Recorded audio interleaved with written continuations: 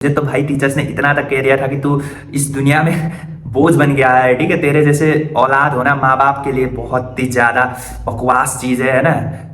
And तू कुछ नहीं कर पाए। डॉक्टर में तू भले ही पैसे में घुस जा, बट तू इंजीनियर तक नहीं बनने के लायक है। मैंने अपना 11th 12th भी बर्बाद कर दिया था। Hello everyone, it's me Neeraj Lobniar. Right now I am second year MBBS student in North Bengal Medical College and Hospital Susutanagar District, Darjeeling, West Bengal, the largest medical college of the West Bengal. So इस video में हम बात करने वाले हैं अपने NEET के journey के बारे में। जो नीट का फेज था तो उसमें मैंने कैसे अपने आप को संभाला, कैसे डील किया, और बहुत ज़्यादा मोटिवेटिंग, बहुत ज़्यादा इंस्पायरिंग मेरी लाइफ स्टोरी रही है। तो तुम लोगों को पूरा वीडियो देखना चाहिए। अगर तुम डिमोटिवेटेड फील करते हो या तुम्हें गिव अप करने का मन करता है तो इस वीडियो को पूरा लास्ट तक जरूर देखना। मैं अश्योर करता हूँ तुम लोग मोटिवेट होके ही जाओगे यहाँ से। और पहली बात, ये वीडियो तुम्हें बस थोड़ा सा पुश कर सकता है, ठीक है, बट मोटिवेशन हमेशा इनर मोटिवेशन होता है। तुम्हें खुद बिल्डअप करना होता है वो। तुम कोई भी वीडियो देख लो, तुम्हें मोटिवेशन शायद कुछ समय के लिए मिलेगा, 1 घंटा 2 घंटा, 1 दिन 2 दिन, हफ्ता दिन, बट जब तक तुम अपने अंदर के आग को नहीं जलाते तब तक तुम में वो कैपेबिलिटी नहीं आएगा कि तुम कुछ हासिल कर सको, तुम कुछ बड़ा कर सको। ठीक है, तो मेक श्योर कि इस वीडियो को लास्ट तक देखो। जैसे कि मुझे बहुत सारे डीएम्स आते हैं जिसमें मुझे लोग बोलते हैं कि कोई बोलता है कि लाइक मेरे पेरेंट्स सपोर्ट नहीं कर रहे, कोई बोलता है कि लाइक मैंने अपना 11th 12th पूरा बर्बाद कर दिया है तो मुझे लाइक सिलेक्शन पाने के चांसेस मेरे बहुत ज़्यादा कम है ना। कोई बोलता है कि मुझे कुछ टीचर्स ने मुझे डिमोटिवेट कर दिया बहुत कुछ खराब खराब बोल के। तो तुम्हें एक कॉम्बो वाले बंदे से मिलवाता हूँ जो कि है मैं खुद। ठीक है, जो तुम्हारी परेशानी है ये सब मुझे कॉम्बो पैक में मिला था अपने नीट फेज में। तुम लोगों को मालूम होगा मैं नेपाल से हूँ, तो मैंने नेपाल का भी एग्जाम दिया है। उसके बाद जाके मैंने नीट का एग्जाम दिया था, जब वहाँ पे कुछ मार्क्स से रह गया था। वो सब मैं तुम्हें बताऊंगा इस वीडियो में। सो मैं वो बंदा हूँ जिसे ये सब चीज़ कॉम्बो पैक में मिला है। पेरेंट सपोर्ट उतना नहीं था, है ना, फाइनेंशियली सपोर्ट था, बट इमोशनल एक जो सपोर्ट होता है वो नहीं था कहीं ना कहीं। वो सब चीज़ मैं तुम्हें डिस्क्राइब करूंगा, डोंट वरी। ठीक है, और लाइक टीचर्स ने कुछ कुछ कह दिया। मुझे तो भाई टीचर्स ने इतना तक कह दिया था कि तू इस दुनिया में बोझ बन गया है। ठीक है, तेरे जैसे औलाद होना माँ बाप के लिए बहुत ही ज्यादा बकवास चीज है ना। एंड तू कुछ नहीं कर पाए। डॉक्टर में तू भले ही पैसे में घुस जा, बट तू इंजीनियर तक नहीं बनने के लायक है। ये सब चीजें, बहुत चीजें बोला था, है ना, लाइक। और मैंने अपना 11th 12th भी बर्बाद कर दिया था। तो मैं एक वो बंदा हूँ जो ये सब चीजें कॉम्बो में ले गया है। जो चीज तुम्हें एक एक मिलता है, किसी को पेरेंट सपोर्ट नहीं मिलता है, किसी को, है ना, 11th 12th खत्म कर दिया है उसने, बर्बाद कर दिया है, किसी को टीचर्स ने कुछ कुछ कह दिया है, किसी का कुछ है कुछ है। मैं वो बंदा हूँ लिटरली जिसे ये सब कॉम्बो में मिला है। ठीक है, फिर भी मैं आज मेडिकल कॉलेज में सिलेक्शन लेके पढ़ रहा हूँ। तो it is a very motivating and inspiring story. So last तक बने रहो। तो चलो बिना देरी के शुरू करते हैं। सबसे पहले मैं तुम्हें अपने फ्लैशबैक पे ले जाता हूँ। ठीक है, मेरी लाइफ कैसी थी पहले। जैसे मैं नर्सरी KG 1 2 वगैरह में मैं अपने स्कूल का स्कूल फर्स्ट और क्लास फर्स्ट था। ठीक है, क्लास फर्स्ट तो था ही, बट स्कूल फर्स्ट मतलब स्कूल में भी मेरे से कोई ज़्यादा मार्क्स नहीं ला पाता था। इतना ज़्यादा मैं ब्रिलियंट स्टूडेंट था। ठीक है, 1 2 तक। उसके बाद 3 क्लास में गया, उसमें मैं गया कि स्कूल सेकंड क्लास सेकंड, क्योंकि जो मेरा बहुत खास दोस्त था, बहुत ज़्यादा खास दोस्त था, वो स्कूल फर्स्ट हुआ, क्लास फर्स्ट हुआ, मैं स्कूल सेकंड क्लास सेकंड। तो इतना ज़्यादा ब्रिलियंट स्टूडेंट थे हम लोग। ठीक है, कि मतलब स्कूल सेकंड 3 तक भी। बट ग्रेजुअली मेरा पढ़ाई से इंटरेस्ट हटता गया हटता गया हटता गया, जिसके कारण अब मेरा क्या हाल होने लगा कि मैं मतलब 4 5 6 7 वगैरह में मैं सेकंड रहा हूँ बस। स्कूल सेकंड स्कूल फर्स्ट की तो बात ही नहीं है, बस सेकंड रहा हूँ। उसके बाद कुछ कारण के बस मैं स्कूल चेंज कर लिया अपना, जहाँ पे मैंने 7 8 9 10 पढ़ा। और वहाँ पे भी मेरा हालत बहुत ख़राब था, क्योंकि मेरा पढ़ाई से पूरा इंटरेस्ट हट चुका था। क्यों पता नहीं, बट यस, पढ़ाई से मेरा पूरा इंटरेस्ट हट चुका था। और मेरा इस कदर हालत था कि लाइक वहाँ पे अबाउट 100 स्टूडेंट थे, 7 8 9 10 जहाँ पे मैं पढ़ा हूँ। तो वहाँ पे 100 में से मैं टॉप 10 टॉप 20 में आने लगा। कहाँ स्कूल फर्स्ट है ना, इतना ब्रिलियंट स्टूडेंट, अब मैं टॉप 10 टॉप 20 टॉप 30 में आने लगा। तो इतना बुरा हाल हो चुका था मेरा। और इवन 10 क्लास जब मैं गया, 10th का जब फाइनल होने वाला था, मैं जस्ट फाइनल के पहले कोरोना आ गया था, तो हम लोग का एग्जाम कैंसिल हो चुका था। बट मुझे याद है कि मैं उस समय इतना तक तैयार नहीं था कि मैं पास हो सकूं। 10th में कल मेरा एग्जाम था इंग्लिश का, और मैं लिटरली इतना तक प्रिपेयर नहीं हूँ कि मैं बाकी कोई सब्जेक्ट साइंस वगैरह हुआ उन सब में पास तक हो सकूं। उतना तक मैं प्रिपेयर नहीं था, बट फिर भी पास तो हो ही जाते कैसे कैसे। बट हाँ, इतना तक मैं प्रिपेयर नहीं था कि मैं पास भी हो सकूँ। तो इतना मेरा पढ़ाई में इंटरेस्ट घट चुका था। बट कोरोना के चक्कर में लाइक एग्जाम कैंसिल हो गया और मुफ्त का मार्क्स मिल गया, है ना। तो फिर उसके बाद गया 11th 12th, उधर भी कोरोना चल रहा था, तो उतना ज़्यादा एग्जाम हुआ नहीं। जैसे कि 11th में मेरा 2 एग्जाम हुआ था, एक टर्मिनल एग्जाम एक फाइनल एग्जाम। 12th में 3 एग्जाम हुए थे, एक टर्मिनल एग्जाम एक फाइनल एग्जाम एक प्री फाइनल एग्जाम। तो फाइनल से पहले जो एग्जाम होता है, ठीक है, तो लिटरली मैं तुम्हें बता रहा हूँ, मैंने अपना 11th का फर्स्ट टर्मिनल जो होता है फेल। फाइनल में ऑनलाइन हुआ था एग्जाम, मुझे याद है, तो ऑनलाइन में तो वैसे ही कोई भी पास हो ही जाएगा। 12th में जैसे गया मैं, first terminal fail, pre final fail, literally मैं फेल पे फेल किया जा रहा हूँ। मतलब मुझे इतना तक अब पढ़ने में इंटरेस्ट नहीं रहा है। मतलब कुछ कुछ कारण है, बस मैं तुम्हें नहीं बता सकता। ऑफ कोर्स वो कारण है ना, बहुत चीज़ों के साथ मैं गुजरा हूँ लाइफ में, बट मैं तुम लोगों को वो चीज़ सब तो नहीं बता सकता। बट हाँ, जिसके कारण मेरा पढ़ाई में इंटरेस्ट हट चुका था। मैं लाइक पूरा डिप्रेस्ड हो चुका था। मतलब उस फेज में मैं बहुत ज़्यादा डिप्रेसिंग मोड पे था, जिसके कारण अब मैं पढ़ाई भी नहीं करता था, कुछ भी नहीं करता था, लिटरली कुछ भी नहीं करता था। जिसके कारण फर्स्ट टर्मिनल भी फेल, प्री फाइनल भी फेल, और फाइनल जैसे तैसे मैंने पास कर लिया। ठीक है, फाइनल तो पास करना ही पड़ेगा, क्योंकि फाइनल में फेल हो गए तो फिर कुछ आगे बढ़ने का कोई चांस है नहीं। तो मेन कहानी मेरी शुरू होती है अब 12 खत्म हुआ। जैसे मेन चीज़ क्या था कि उस समय पे लाइक बहुत सारा डिस्ट्रैक्शंस था। जैसे कि मेरे लाइक पेरेंट्स ने कहा था कि मेरा जो हाल उन्होंने देखा 11 12 वगैरह में, तो उन लोगों को भरोसा नहीं था कि मैं निकाल पाऊंगा, ठीक है, स्कॉलरशिप में निकाल पाऊंगा। तो उनका कहना था कि लाइक मैं सीए पढ़ लूँ, CA that is chartered account पढ़ लूँ, जिसमें नेपाल में अबाउट 6 to 7 लाख रुपीज़ लगेगा पूरे साढ़े 4 साल या 4 साल का कोर्स में। I don't know that much of CA, मैंने कभी इंटरेस्ट भी नहीं दिखाया सीए में, तो मुझे पता नहीं है उतना। बट जहाँ तक मुझे लगता है 4 साल का कोर्स होता है और 6-7 लाख रुपीज़ लगता है। तो उनका कहना था कि तुम पैसे में ही पढ़ ले, बट सीए पढ़ ले, क्योंकि तेरे से नहीं हो पाएगा ये एमबीबीएस, क्योंकि ये बहुत ज़्यादा कॉम्पिटिटिव एग्जाम है ना, एंड हम लोग अफोर्ड नहीं कर सकते तुझे पैसे में पढ़ाने के लिए। उनका कहना ऐसा था। तो मुझे भी मालूम था कि है ना, उतना हमारा कंडीशन, फाइनेंशियल कंडीशन उतना अच्छा नहीं है कि वो लोग मुझे पैसे में पढ़ा सके 50-60 लाख 1 करोड़ खर्च करके। बट मुझे था कि हाँ, मैंने बचपन से ही सोचा था, लाइक 7-8 से ही सोचा था कि मुझे बनना है तो डॉक्टर ही बनना है। क्योंकि एक बचपन का होता है ना, दिमाग में कुछ बनना होता है, तो मेरे दिमाग में बस एक ही था, वो था डॉक्टर बनना है। एनी हाउ मुझे डॉक्टर बनना है। तो मेरे बैक ऑफ द माइंड में वो पूरा खेलता रहता था। तो मेरे पेरेंट्स का कहना था कि तुम मत जा, मत प्रिपेयर कर, तुझसे नहीं हो पाएगा। सिंपल सा डायरेक्ट उन लोगों का कहना था कि तुझसे नहीं हो पाएगा, फ्री में निकालना, स्कॉलरशिप में निकालना तू, बट पैसे में हम पढ़ा नहीं सकते। तो एक काम कर, तू सीए पढ़ ले, हम तुझे पैसे में ही पढ़ा देंगे। 6-7 लाख रुपए जितना लगेगा, 4.5 साल या 4 साल का कोर्स में हम पे कर देंगे जैसे तैसे, कोई दिक्कत नहीं है। बट मेरा था कि मुझे डॉक्टर ही बनना है। तो फिर हमारा थोड़ा अनमन ये वो थोड़ा बहुत हुआ। तो मैंने कहा कि लाइक मुझे कम से कम 2 अटेम्प्ट तो देना है, ठीक है, 2 अटेम्प्ट तो मुझे देना है एमबीबीएस का।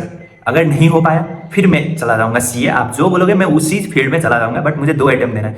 मैंने ऐसा क्यों कहा, क्योंकि एक होता है ना कि मुझे बचपन से था डॉक्टर बनना, और अगर मैं ट्राई भी नहीं करता, ठीक है, पैसे में तो नहीं पढ़ा सकते थे, उसमें तो मैं जिद भी नहीं कर सकता था कि मुझे पैसे में ही पढ़ा, उतना फाइनेंशियल कंडीशन था नहीं, तो मैंने कभी जिद भी किया नहीं। बट मुझे ये था कि शायद मैं क्या पता स्कॉलरशिप में निकाल सकूँ अपनी मेहनत करके। जो मेरे पास 1-2 साल होंगे उसमें मैं मेहनत कर सकता हूँ। सो इतना मुझे खुद पे बिलीव था।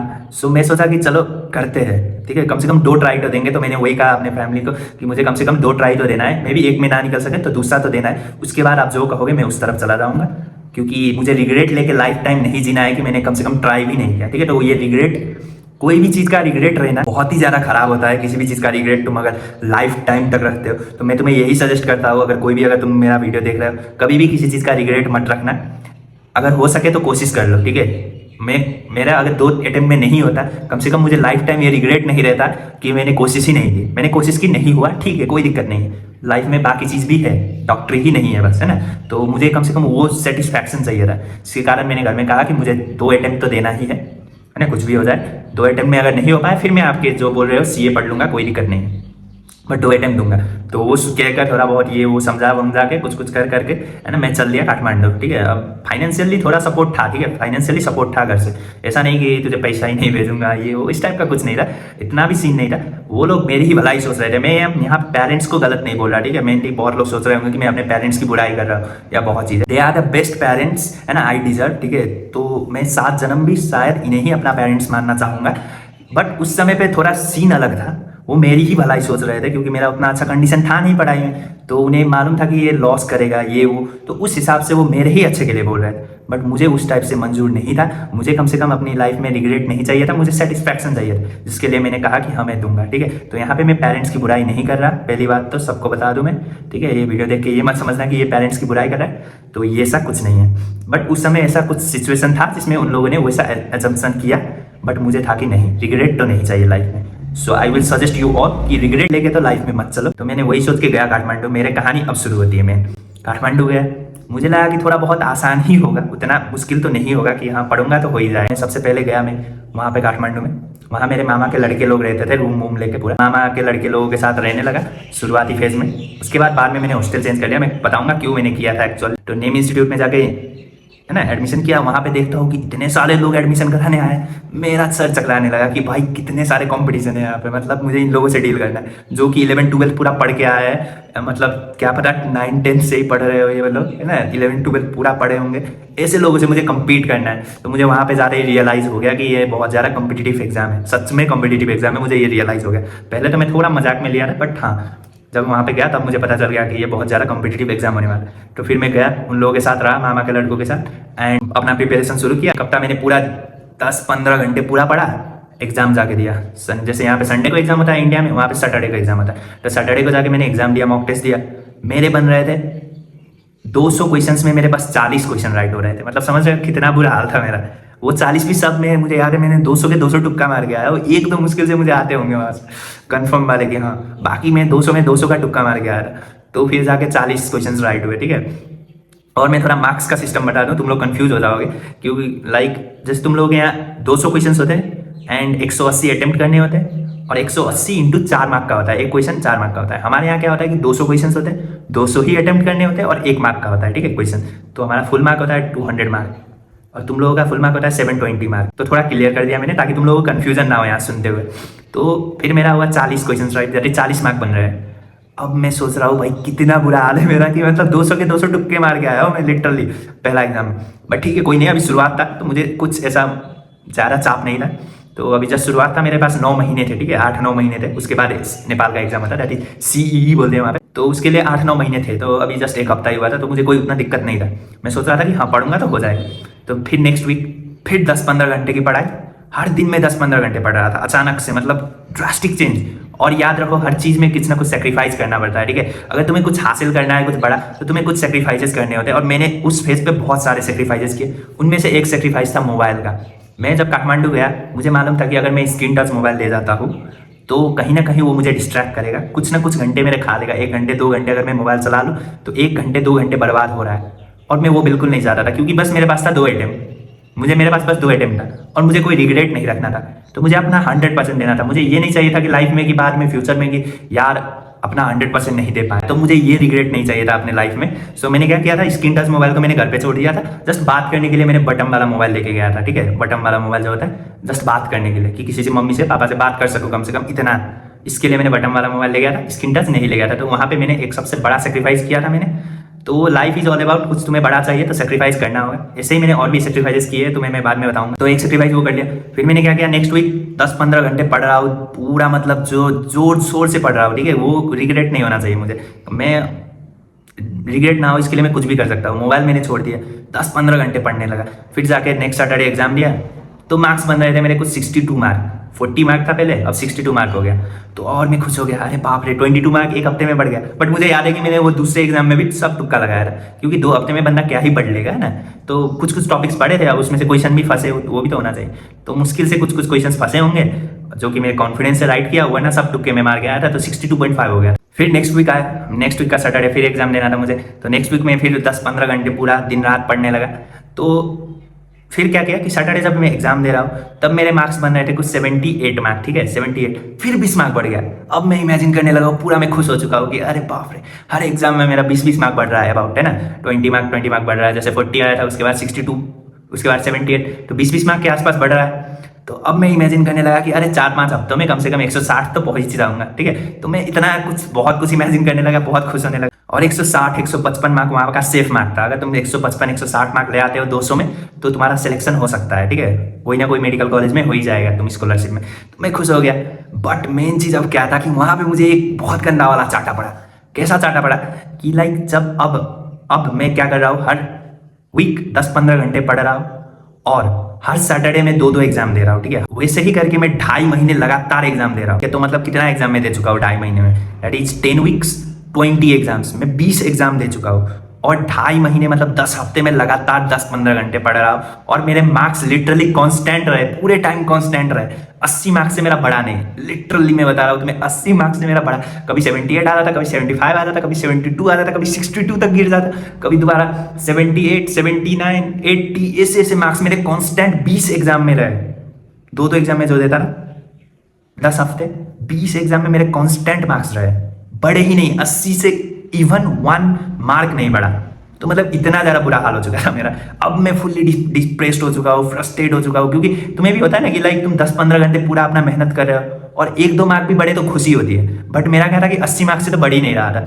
और ऊपर से उधर घर से भी थोड़ा बहुत प्रेशर आ रहा था कि मतलब छोड़ दे, ये वो है ना, बहुत चीज़ें उधर लाइक घर वाले बोल रहे किसी और को कि समझाओ थोड़ा, ये वो, तो वो समझा रहे, तो बहुत प्रेशर क्रिएट हो चुका था मेरे अंदर। और मैं लिटरली ब्लैंक हो चुका था कि मैं क्या करूँ ना करूँ, मुझे कुछ समझ नहीं आ रहा, क्योंकि मैंने सोचा था मार्क्स बढ़ेगा, कुछ अचीव कर लेंगे, मार्क्स तो बढ़ नहीं रहा है ना, 80 का 80 में कंस्टेंट है। और बाकी उधर उधर प्रेशर आ रहा है, वो अलग बात है। एंड फ्रस्ट्रेट अलग, अपने अपने में फ्रस्ट्रेट हो चुका हूँ, डिप्रेस्ड हो चुका हूँ, पूरा दिमाग खराब, मतलब आई एम टोटली ब्लैंक अभी, ठीक है। तो ब्लैंक हो चुका हूँ, मैं क्या करूँ ना करूँ, मुझे कुछ समझ नहीं आ रहा। बट फिर भी मैंने लाइक हार नहीं मानी, ठीक है, गिव अप नहीं किया। मतलब गिव अप करना तो मैंने कभी, मेरा ऑप्शन था ही नहीं, ठीक है, गिव अप तो मैं कर ही नहीं सकता था। तुम लोग ने देखा भी होगा कि मैं ज़्यादातर चीज़ों में गिव अप नहीं करता। यूट्यूब में भी देख लो, 1.5 साल से कर रहा हूँ, कुछ नहीं हो रहा, फिर भी मैं गिव अप तो नहीं कर रहा भाई। तो गिव अप तो मुझे कोई करवा नहीं सकता, इतना तो मुझे अब यकीन है, उस समय भी यकीन था। भले ही जितना प्रेशर जहाँ से भी आए, भले ही मार्क्स ना बढ़े, भले ही डिप्रेस्ड हूँ, भले ही फ्रस्ट्रेटेड हूँ, भले ही जिंदगी की लगी पड़ी है ना, बट गिव अप तो कर नहीं सकता था मैं। तो इन शॉर्ट मैं दोबारा से लगा रहा अपना। और नेक्स्ट वीक 2.5 महीने जब खत्म हुए, 80 मार्क पूरा कंस्टेंट रहा, उसके बाद आता है नेक्स्ट एग्जाम। 2.5 महीने के बाद जो मैंने सैटरडे का एग्जाम दिया, उसमें आया मेरे 115 मार्क। अब मेरे अंडर कॉन्फिडेंस आया, देख रहे हो, 80 मार्क और 115, मतलब एक ही बार में 35 मार्क बढ़ गया मेरा, लिटरली बता रहा हूँ। क्योंकि 2.5 महीने का जो स्टोरेज था वो डायरेक्ट इधर अप्लाई हो गया, समझ रहे हो। तो इसलिए मैं बोलता हूँ कि गिव अप मत करो। क्या पता अब मैं 2.5 महीने में ही गिव अप कर देता और दोबारा जाके घर जाके सीए वगैरह पढ़ लेता, तो शायद आज मेरा यहाँ पे सिलेक्शन नहीं होता। तो मैं यही कहता हूँ कि गिव अप मत करो, ठीक है, आज नहीं तो कल तो मिलेगा ही, पक्का है। तुम मेहनत कर रहे हो तो आज नहीं तो कल मिलेगा ही। तो उस समय मुझे वो यकीन नहीं था, बट हाँ वो हो गया, क्योंकि मेरा 80 मार्क से डायरेक्ट 115 मार्क पहुंच गया। तो उस बीच मैंने क्या किया था, लाइक एक और सेक्रीफाइस कर चुका था। मैं क्या कर रहा था, मामा के लड़कों के साथ जो रूम शेयर कर रहा था, तो उन लोगों के पास स्क्रीन टच मोबाइल था, तो मैं कभी कभी स्क्रीन टच मोबाइल चला ही लेता था, ठीक है। तो मेरा 1 घंटा 1.5 घंटा दिन में वेस्ट हो ही जाता था उस समय। तो उसके लिए मैंने क्या किया, एक और सेक्रीफाइस किया। मैंने बोला कि मैं अब यहाँ पे नहीं रहूँगा, मैं जा रहा हूँ हॉस्टल, है ना, मैं जा रहा हूँ हॉस्टल, भले जितना पैसा लगे बट मैं हॉस्टल ही जाऊँ। अब मैं जा रहा हूँ हॉस्टल, ठीक है। तो मैं अब हॉस्टल में रहने लगा। अब हॉस्टल में तो कोई जो भी रूममेट होगा वो तो मोबाइल देगा नहीं अपना, क्योंकि उसका अपना प्राइवेसी है। इधर तो मामा के लड़के लोग हैं तो फिर भी शेयर हो सकता है, बट उधर तो कोई देगा नहीं। अब मेरे पास मोबाइल चलाने का तो कुछ ऑप्शन बचा ही नहीं, मैंने खुद नहीं रखा, किसी ने मुझे फोर्स नहीं किया कि तू हॉस्टल जा, ये वो ये वो। घर वालों को पता भी नहीं कि मैं उन लोगों का मोबाइल थोड़ी देर यूज कर रहा हूँ। उन लोगों को भी थोड़ा दया माया आ ही जाता है कि 10-15 घंटे जो बंदा पढ़ रहा है थोड़ी देर मोबाइल दे रहा है। बट मुझे क्या था कि नहीं, इतना तो मैं नहीं कर सकता, इतना मैं नहीं गिर सकता, ये समय है पूरा पढ़ने का, तो मैं इस समय पे तो बर्बाद नहीं कर सकता, क्योंकि 1-1.5 घंटा भी वहाँ पे बहुत इंपॉर्टेंट होता है, ठीक है। उस फेज में मैंने वो चीज़ सीखा था, उसी फेज में मुझे पता नहीं था कि इतना ज़्यादा टाइम कीमती होता है, बट मैंने उस फेज पे ये चीज़ रियलाइज किया कि टाइम बहुत ज़्यादा कीमती होता है। तो मैंने क्या किया, दोबारा एक सेक्रीफाइस किया, मैं चला गया हॉस्टल। अब हॉस्टल में मेरे पास कोई ऑप्शन नहीं है, बस पढ़ने का ऑप्शन है मेरे पास। मुझे कोई लेक्चर वगैरह नहीं चाहिए, मुझे बुक चाहिए बस, जो मेरे सामने था। मैं बुक को लेके 10-15 घंटा लिटरली सामने बैठ जा रहा था, कोई दिक्कत नहीं है मुझे कुछ भी रिग्रेट चाहिए ही नहीं था, क्योंकि मेरे पास बस 2 अटेम्प्ट है। मैं बोल के आया हूँ कि 2 अटेम्प्ट दूंगा, उसके बाद मैं आपको लाइक सीए पढ़ने को बोल रहे हैं, आप सीए पढ़ा दो, कोई दिक्कत नहीं है। तो मेरे पास बस 2 अटेम्प्ट था, तो मुझे 2 अटेम्प्ट में ही करना था, तो मैं कुछ रिग्रेट नहीं रखना चाहता था, जिसके कारण मैंने लाइक उन लोगों का साथ भी छोड़ दिया। अब मेरे पास ना मोबाइल है, ना मेरे पास वो लोग हैं बात करने के लिए। अब मैं जा रहा हूँ दूर हॉस्टल भी बहुत दूर है। उसके बाद क्या हुआ कि 115 मार्क बने। नेक्स्ट वीक दोबारा मैं सैटरडे को एग्जाम दिया, कितने मार्क बने मेरे, थोड़ा मार्क डिक्रीज हो गया, 108 मार्क बन गया, ठीक है। 108 वो भी ठीक था, कम से कम 80 मार्क्स से बढ़ा और 100 मार्क पार हुआ, तो मेरे लिए वो बहुत बड़ी अचीवमेंट थी। मैं बहुत खुश था, थोड़ा बहुत कुछ खा पी के, है ना, सेलिब्रेट भी कर लिया, मतलब पी के, मतलब वो नहीं, खा के, मतलब कुछ बर्गर वगैरह खा के। तो मैं एक चीज़ तुम्हें कहूँगा कि हर कभी भी तुम्हारा कुछ छोटा अचीवमेंट हो, खुद को सेलिब्रेट करो, ठीक है, उस चीज़ को सेलिब्रेट करो, कुछ भी छोटा मोटा ट्रीट दे दो, तो वो चीज़ थोड़ा माइंड को भी एक रिलैक्स करता है ना, बहुत ज़्यादा बूस्ट करता है, तुम बहुत ज़्यादा मोटिवेटेड फील होते हो। तो कभी भी अगर तुम्हारा मार्क्स बढ़े, कुछ ना तुम अचीव कर लिए, तो एक छोटा सा ही बर्गर पिज्ज़ा जो बोलो, है ना, खुद को एक ट्रीट दे दो तो सही रहता है। तो मैंने खुद को ट्रीट दिया, तो मैं बहुत ज़्यादा खुश था। उसके बाद आया दशई, तिहार, छठ का हॉलीडे, ठीक है। 1 महीना मैं सोचा कि अब घर जाके मैं पूरा पढ़ूंगा, क्योंकि यहाँ पे मेरी पढ़ने की पूरी आदत लग चुकी थी। तो मैं सोचा कि घर जाऊंगा, वहाँ पे भी दिन रात पढ़ूंगा तो हो जाएगा। बट मेरी सबसे गलती थी कि मुझे उस फेज पे घर जाना ही नहीं चाहिए था, ठीक है। क्योंकि मैं घर गया, मैंने पहला दिन बुक खोला होगा, उसके बाद 1 महीना बुक नहीं छुआ मैं। वैसा क्रिटिकल, वैसा क्रूशियल टाइम था।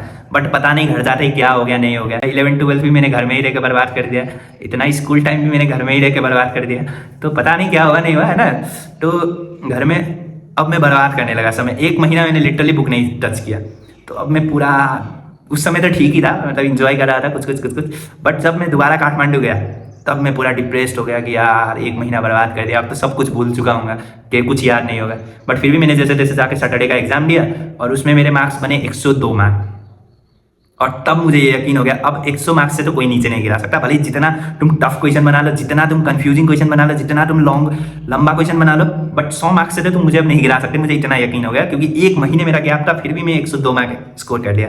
तो वहाँ 102 पहुँचने में बहुत मेहनत लगी। वो 2.5 महीने मुझे याद है कैसे बीते हैं मेरे।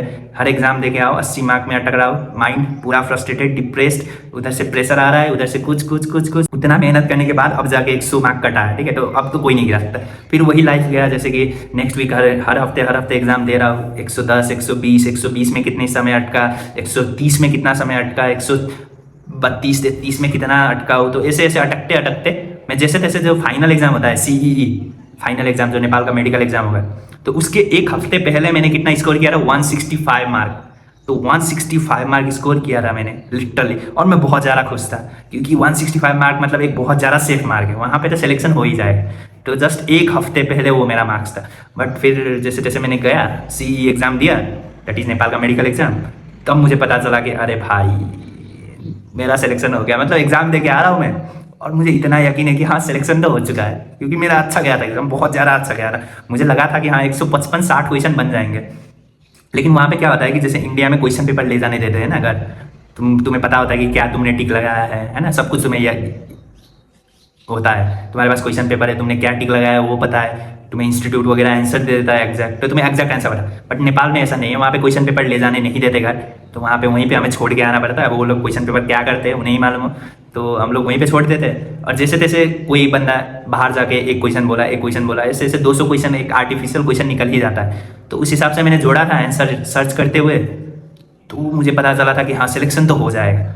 तो मैं 1 हफ्ता वहाँ पे काठमांडू में मस्त इंतजार कर रहा हूँ कि हाँ सिलेक्शन तो हो गया। बहुत खुश हूँ मैं, मतलब लिटरली मैं सेलिब्रेट कर रहा हूँ। लिटरली एक रिजल्ट आया नहीं है बट सेलिब्रेट कर रहा हूँ, मैं बहुत खुश हूँ अंदर से। बट फिर पता चलता है जब रिजल्ट आया 1 हफ्ते बाद, तब पता चला कि सिलेक्शन हुआ नहीं। मेरे मार्क्स रह गए 131 मार्क, ठीक है। तो मतलब मेरा एजम्पशन था कि 155-160 के आसपास आएगा, बट उस समय बहुत ज़्यादा लोचा हुआ था पेपर्स वगैरह में, एक्चुअली बहुत ज़्यादा लोचा हुआ था। जैसे 2024 में यहाँ पे हुआ है, तो वहाँ पे भी उस समय पे हुआ था, ठीक है। बट उतना ज़्यादा वो चीज़ हाईलाइट नहीं हुआ, बट हाँ हुआ। तो 131 मार्क रह गया, सिलेक्शन हुआ नहीं।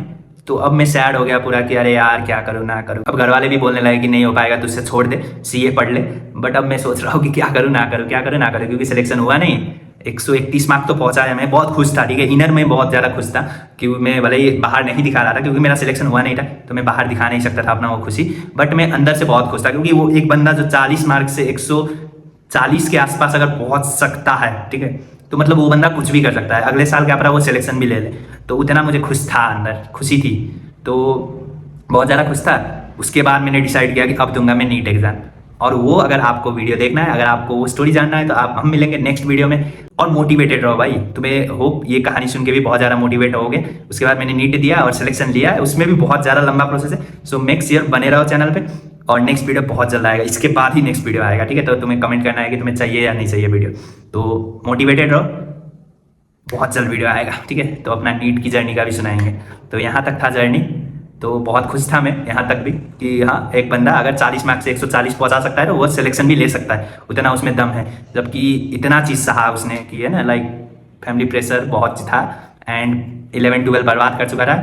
और टीचर ने मुझे कब बोला था, मैं एक्चुअल तुम्हें बता दूं कि टीचर ने मुझे कब बोला था ये सब चीज़ें जो मैंने शुरुआत में तुम्हें बोला था कि यार ऐसा ऐसा बोला टीचर ने मुझे, भले ही तू पैसा पे करके डॉक्टर बन जाए बट तू इंजीनियर बनने के लायक नहीं है, तू माँ बाप पे बोझ है। ये सब मुझे कब कहा था, 12th में जब मैं पढ़ रहा था, फाइनल एग्जाम था, ठीक है। फाइनल एग्जाम का जो प्रैक्टिकल एग्जाम था, वहाँ पे एक टीचर ने मुझे बोला था ये चीज़ें, क्योंकि मैंने उतना अच्छा आंसर दिया नहीं था, क्योंकि मैंने बता चुका हूँ कि मैं पूरा फेल कर रहा था। तो उस समय पे मुझे उस टीचर ने बहुत गंदी बातें कही थी, मुझे याद है। मैंने सोचा कि उन्हें जवाब दूंगा सिलेक्शन के बाद, बट अभी तक मैं मिला नहीं हूँ। कभी मिलेंगे तो जवाब तो देंगे, थोड़ा सा है ना, थोड़ा सा ही सही, बट हाँ देंगे ज़रूर। तो मोटिवेटेड रहो भाई, बहुत चीज़ें आएंगी लाइफ में, बहुत चीज़ों से लड़ना पड़ेगा। तुम्हारी ही लाइफ है, अपनी कहानी है, अच्छी लिखो, है ना। अपनी कहानी है, अच्छी लिखो, मेहनत भरा लिखो, सक्सेसफुल बनने वाला लिखो। तुम्हारी ही तो कहानी है भाई, तुम्हें ही लिखना है। तो मेक श्योर कि अच्छी कामयाब वाली स्टोरी बनाओ, ठीक है। तो मिलते हैं आप सबसे नेक्स्ट वीडियो में। वीडियो पसंद आया तो make sure to like share and subscribe the channel. Okay bye.